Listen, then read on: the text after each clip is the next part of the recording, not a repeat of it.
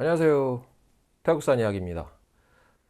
오늘의 이야기는 제가 예전에 와이프 몰래 여자를 만났던 이야기를 해볼까 합니다. 나쁜 놈이죠. 당연히 좋은 일은 아닙니다. 바야흐로 한 7, 8년 전 얘기인 것 같아요.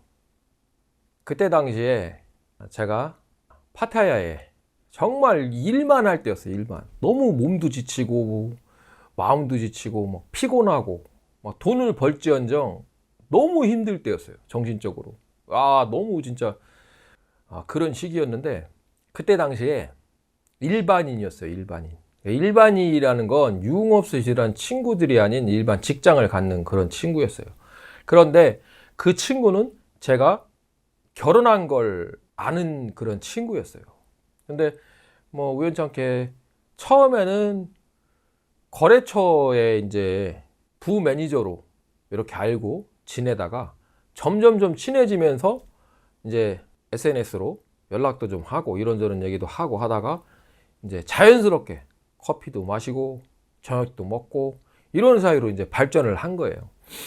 그때 당시에 제가 가만 지금 생각해 보면 그 친구를 막 첫눈에 반하고 사랑해서 만난 게 아니라 연애하는 그런 느낌, 뛰는 가슴을 제가 느끼고 싶었던 거예요. 그러니까 만나서 육체적 관계나 성관계를 갖는 이런 것보다 그러니까 만나서 드라이브 하고 커피 마시고 영화 보고 저녁 먹고 이런 연애하는 그런 걸 너무 이제 즐기고 싶어서 그 친구랑 그렇게 이제 만난 거예요. 이 친구는 우돈타니 출신이었어요. 우돈타니. 저 라오스 국경의 우돈타니 출신이었는데 항상 이 친구가 나한테 하는 얘기가 뭐냐면 자기를 파타야 유흥업소에서 일하는 그런 여자로 생각하지 마라. 자기는 그런 여자랑 전혀 다르다. 나는 너를 돈 보고 만난 것도 아니고 너한테 어떤 금전적인 그런 것도 바라지 않을 거며 나는 네가 좋아서 만나는 거다 이렇게 저한테 얘기를 했었어요. 근데 이 친구 직업을 봐도 정말 그렇게 뭐 돈 보고 만날 그런 친구는 아니었어요. 이 친구는 그리고 이 친구한테 대시하는 한국인이 굉장히 많았어요. 이쁘고 날씬하기도 하고 웃는 모습이 굉장히 이쁘고 그런 친구였어요. 이 친구는 딸이 하나 있었어요. 6살인가 7살에 딸이 하나 있었고 이 친구도 남편이 있었어요. 이 남편이랑 결혼을 했는데 이 남편은 딴 여자랑 지금 그 사는 살림을 하는 그런 상황이었고 남편과 공동 명의로 돼 있는 집에 살았었어요. 왜냐하면 결혼하고 나서 집을 샀기 때문에 공동 명의로 이제 산 거예요. 그래서 이 여자는 그 집에 살고 남편은 다른 여자랑 다른 곳에 살았어요. 이렇게 살고 있어요. 희한한 약간 집안 구조였어요. 그런 여자였는데 그런 상황을 알면서 서로 만났어요. 이렇게 자연스럽게 만났고 이 친구는 그래도 그런 불륜의 관계를 저랑 갖고 있었지만 생활은 굉장히 이제 착실한 친구였어요. 출근하고 퇴근하고 운동하고 집에서 가정생활하고 저랑 가끔 데이트하고 이런 생활을 가끔 갖고 있던 친구였는데 그런데 이 친구를 한참 만나다가 어떻게 헤어졌냐 이게 또 굉장히 골 때리는 이야기가 있습니다. 이렇게 이제 가끔 만났는데 어느 날인가 돈을 이야기하거나 이렇게 절대 안 할 거다라고 얘기하던 친구가 어느 날인가 저한테 콘도를 하나 얻어달라는 이야기를 하는 거예요. 그게 무슨 말이야? 그랬더니 도저히 그 집에서 살 수가 없으니까 자기 딸이랑 나와서 살고 싶다. 콘도를 하나 얻고 싶은데 자기가 금전적인 게 없으니까 좀 도와줘라. 이렇게 얘기를 하는 거예요. 그때 그 친구가 얘기하던 콘도가 월세가 8,000바 정도 됐던 콘도였어요. 그때는 제가 돈도 많이 벌 때였고 한참 일을 할 때라 그 정도 여력이 되긴 했는데 고민을 좀 많이 했어요. 내가 이걸 얻어줘야 되나? 혹시 나를 이용하는 게 아닌가? 라는 생각을 좀 많이 했어요. 친구랑도 이제 상의를 했어요. 상의를 하고 이런저런 고민을 좀 할 때였는데 그 시기에 큰일 날 일이 발생을 한 거예요. 제가 워낙 바쁘니까 거기에 대해서 신경을 막 쓰고 그렇게 할 상황이 아니었던 거예요. 그랬는데 결정을 했어요. 그래 어차피 큰 돈이 아니니까 아이랑 살 수 있게 월세 정도는 내가 내줄 수 있지 않겠냐라는 생각으로 결정을 하고 그 친구를 만나러 간 거예요. 만나러 갔는데 이제 제가 만나러 간 건 제 친구가 알고 있어요. 야, 내가 고민을 해보니까 월세 정도는 내가 그래도 내주는 게 낫겠다. 또 그때 당시에 와이프랑 이제 사이도 별로 좋지 않을 때였어요. 그 친구가 잘 아는데 약간 이제 사이가 좋지 않을 때였는데 이제 점점점 그 친구 쪽으로 마음이 쏠리기 시작을 하는 거예요. 저도 그 친구를 만나러 갔는데 이 친구가 바람을 피는 걸 목격을 한 거예요. 바람을 핀 거예요. 태국 남자더라고요. 그러니까 착실하게 보고 착하게 보고 나만 좋아한다고 얘기를 해줬던 이 친구가 알고 봤더니 나 몰래 젊은 태국 남자를 만나고 있던 거예요. 제가 그 현장을 목격을 한 거예요.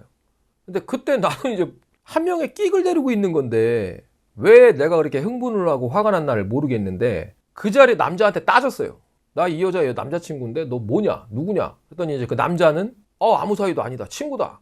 하는데 그 여자애는 애인이다. 라고 얘기를 한 거예요. 그러니까 제가 차인 건가 까인 건가 그런 것 같아, 느낌에. 그러니까 돈 달라고 했는데 안 줬을, 이제 뜸 들이는 사이에 그 남자랑 이제 동거하기로 했었나 봐요. 정확히는 제가 모르겠지만. 남자는 우리 아무 사이도 아니에요. 친구야. 그 남자는 더 쫄아서 친구라고 해버리고 이 여자애는 되려 나랑 같이 살 남자라고 해버리고. 와, 너무 화가 나고 어이가 없는 거예요. 그래가지고 저는 그렇게 하고 기분도 별로 안 좋은 상태에서 이제 돌아와서 쉬고 있는데 갑자기 밤 12시에 와이프가 찾아온 거예요.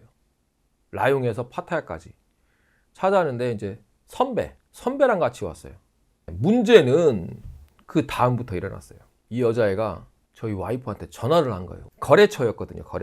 거래처였는데 저희 와이프도 회사 이름에 들어가 있기 때문에 와이프 전화번호가 있어요. 그 회사에.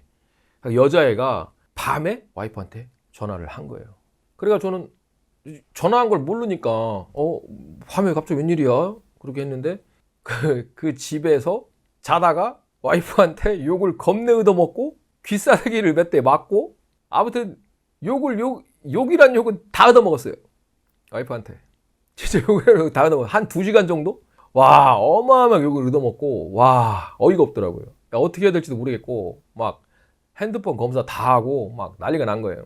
그렇게 이제 막 진짜 별의별 잡소 입으면서 나는 아니라고 우기고 막 우겨야 돼. 그럴 때는 막 욕 먹고 막 한 상태에서 이제 한 2시간 정도 지났는데 이제 좀 진정이 됐어요, 와이프가. 좀 진정이 됐으니까 이제 좀 넘어가려나 보다 했는데 갑자기 이제 와이프가 급하게 오느라고 아무것도 못 먹었으니까 밥을 먹어야 된다. 지금 늦었으니까 햄버거 집을 가자. 맥도날드 그때 당시에 이제 24시간 하는 맥도날드가 파타야에 있었어요. 거기 가서 선배 언니한테 햄버거도 사주고 요기를 좀 해야 되겠다. 나는 이제 풀린 줄 알고 그래 알겠어 그렇게 하고 셋이 이제 맥도날드를 간 거예요. 맥도날드를 딱 갔는데 그 여자애가 오토바이를 타고 그 앞에 딱 대기하고 있는 거예요. 그러니까 제가 이제 아니라고 막 우기다 보니까 와이프가 부른 거예요, 맥도날드를 걔를. 그래가지고 길거리에서 삼자대면을 하게 된 거예요. 삼자대면을. 와, 근데 다른 건 다 좋은데 이 여자애가 제 비상금 통장, 뭐 둘이 있었던 일, 뭐 이런 걸 다 얘기해 버리는 거예요, 여자애한테, 우리 와이프한테. 근데 거기서는 제가 어떻게 할 수가 없어. 진짜 어떻게 할 수가 없어요. 그래서 저도 너무 화가 나가지고 왜냐면 여자애가 다 이런 얘기를 하고 저런 얘기를 다 해주고 와이프는 막 걔 여자의 말만 믿으니까 저는 막 진짜 그 여자 꼴보기도 싫은데 막 없는 말 있는 말 다 뭐 물론 사실인 부분도 있지만 덧붙여서 얘기를 해버리니까 너무 화가 나는 거예요, 저는. 그래가지고 이 상태로 있으면 안 되겠는 거야. 그래가지고 거기서 저도 큰 소리를 빵 쳤죠. 너도 연락하지 말고 너도 이혼이야. 다 연락하지 마. 머리 아플 거 없어. 그냥 헤어져. 그래가지고 저는 거기서 이제 막 걸어갔어요. 그냥 거기 맥도날드 앞에서 막 한참 사람들은 다 쳐다봐. 맥도날드 안에서 쳐다보고 길 가던 사람 쳐다보고 하는데 이제 저도 그 상황을 탈피하고자 대밖으로 쳐버린 거예요. 그러면 깔끔하게 정리되잖아. 서로 머리 아프게 하지 말자. 그래가지고 저는 이제 정말 그때 뒤도 안 돌아보고 막 갔어요. 그냥 어디로 갈지 모르지만 그냥 걸어갔어요. 그냥. 그러는데 와이프가 이제 걔는 가고 와이프가 이제 차를 타고 쫓아온 거예요.